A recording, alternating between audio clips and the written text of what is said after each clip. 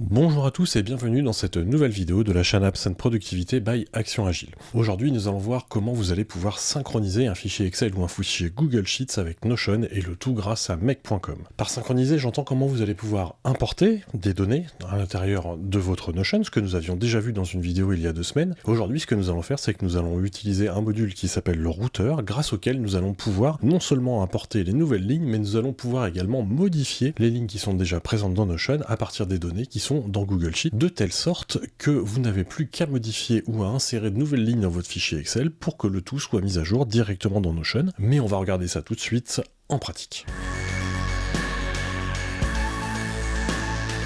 Alors pour vous montrer comment tout ça fonctionne, je vais repartir de ce que nous avions fait dans la vidéo précédente sur Make qui vous montrait comment importer un fichier Excel ou un fichier Google Sheets dans Notion. Ce que nous avions fait lors de cette vidéo, c'est que nous avions pris un fichier qui contenait une liste de contacts et nous l'avons importé dans Notion tout en appliquant un dédoublonnage, c'est-à-dire qu'au moment de l'import, nous vérifions si les contacts qui sont dans le fichier Google Sheets sont déjà présents dans Notion et si tel est le cas, et bien sûr on n'importe pas cette ligne-là, on va importer que les nouvelles lignes. Maintenant, on va encore améliorer notre intégration, parce que ça c'est bien, mais ce qui pourrait très bien se passer, et je vais du coup vous rafficher mon fichier Google Sheets, c'est que si vous avez des personnes dans votre entreprise qui maintiennent un fichier Excel de ce style-là, et que vous souhaitez que non seulement ça importe les données, mais ce qu'on pourrait vouloir aussi, c'est que par exemple, s'il y a une modification, et bien cette modification soit prise en compte. Parce que là, ce qui va se passer, c'est qu'à partir du moment où la ligne est déjà existante dans Notion, il ne va rien faire du tout. Donc si par exemple, si vous avez quelqu'un sur Concolivier ici, qui vient modifier le numéro de téléphone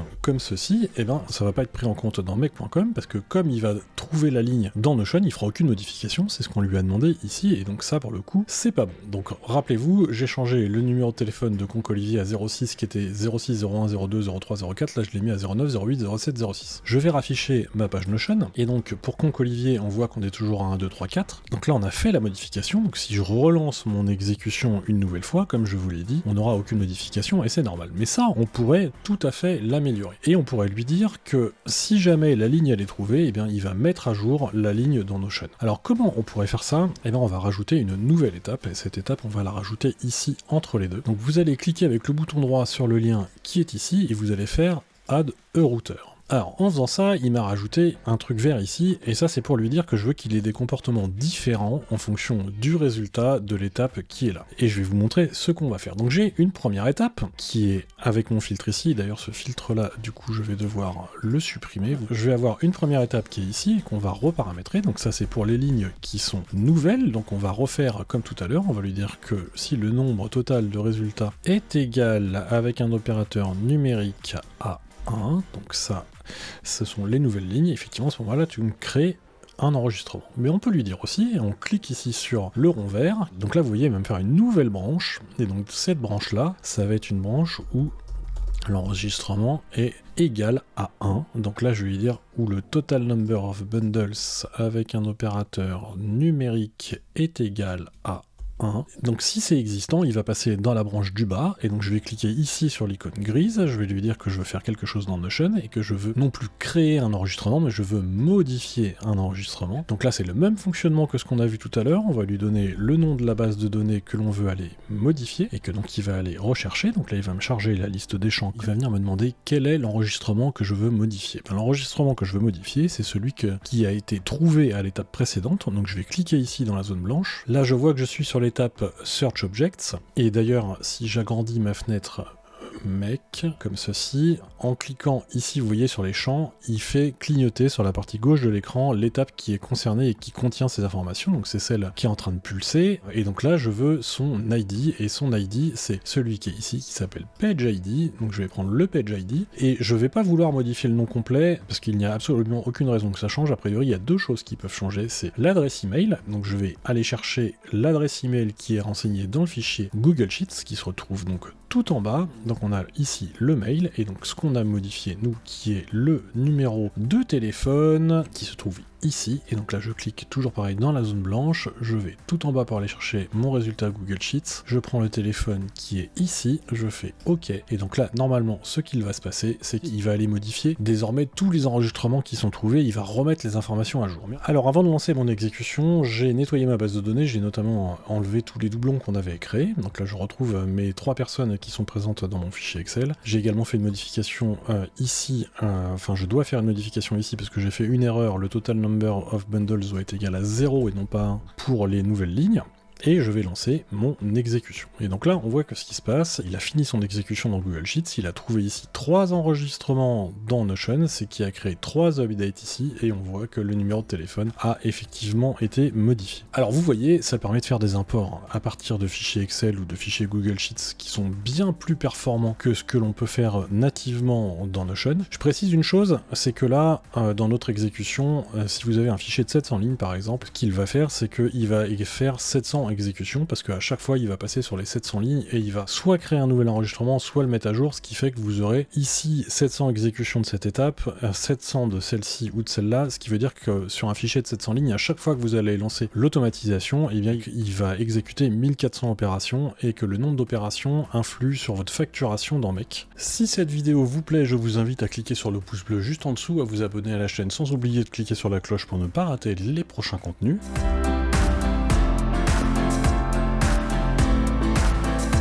Alors pour faire mieux et pour éviter d'avoir à faire la recherche dans l'ensemble de votre fichier Excel qui en plus peut être gros à chaque fois, on va changer ici le premier module et plutôt que d'aller chercher toutes les valeurs, donc d'avoir un get range values comme on avait fait dans la vidéo précédente, on va donc supprimer ce module là. Et d'ailleurs vous voyez qu'il y a des pastilles oranges qui vont arriver partout, je vais vous expliquer pourquoi. Et puis on va changer le module et donc on va y mettre à la place un module qui s'appelle watch changes et qui est marqué ici en instant parce que à chaque modification que vous allez avoir dans votre fichier Google Sheets ici, Make sera informé immédiatement de la modification. Alors pour faire ça, vous allez devoir créer une sorte de nouvelle connexion qui s'appelle un hook, mais je ne vais pas rentrer dans les détails techniques, ça n'a pas d'intérêt. On va le laisser faire et quand vous créez la connexion en question, vous voyez ici on obtient une URL. Donc cette URL, vous allez la copier en cliquant ici sur l'icône gris dans votre presse-papier et dans Google Sheets, ce que vous allez faire, c'est que vous allez rajouter un module complémentaire qui est celui de make.com. Alors il faut chercher Integromat pour le trouver, et vous allez voir que ici on a le module en question.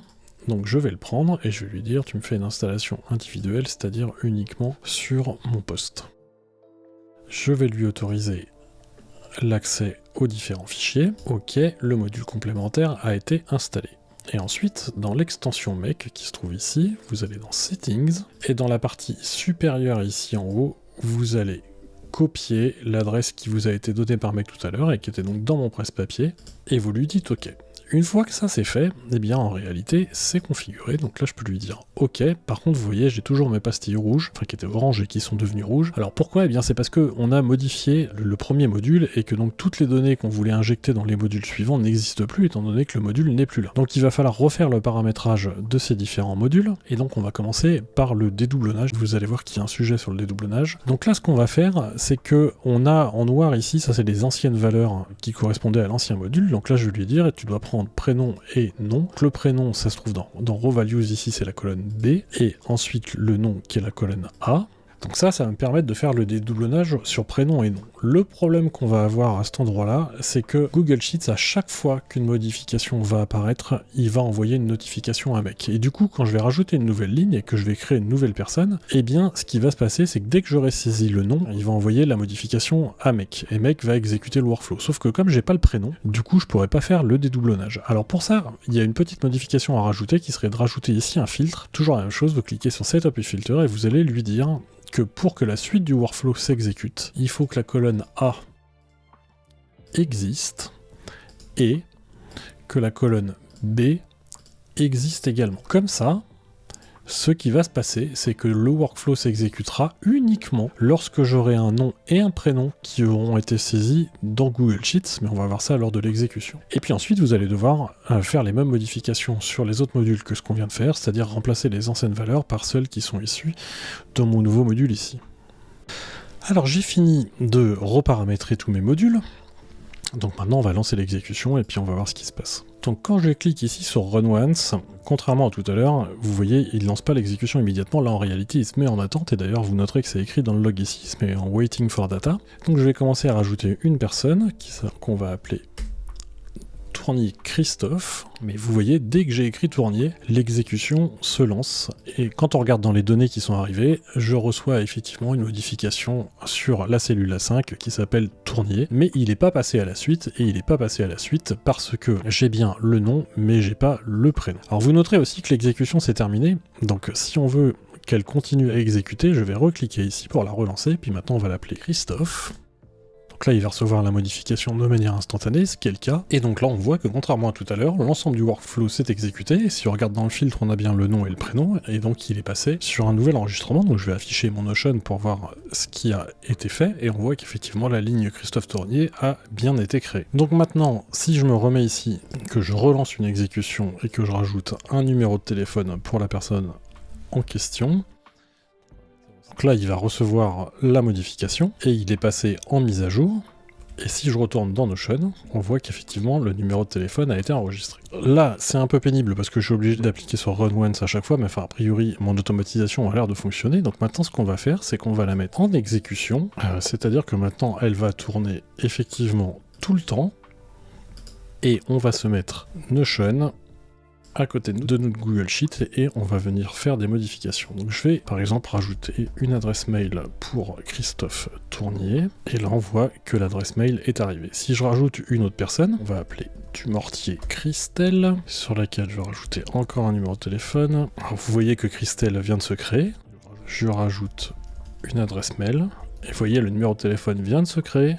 Donc là, j'ai rajouté mon enregistrement avec l'adresse mail, et l'adresse mail vient de s'écrire directement dans Notion. Et donc là, vous voyez, ce qui se passe, c'est que j'ai une mise à jour en temps réel entre mon fichier Google Sheets ici et mon Notion qui est sur le côté. Ça marche de manière instantanée. Cette vidéo est maintenant terminée, j'espère qu'elle vous aura plu, et surtout que vous allez avoir envie de faire des automatisations au Mac, car vous allez voir, ça va vous permettre d'augmenter encore la productivité que vous pouvez déjà avoir avec Notion. Dans la prochaine vidéo, la semaine prochaine, nous allons voir comment importer des comptes bancaires directement dans un système de gestion personnel dans Notion, mais sur ce, je vous dis à lundi prochain.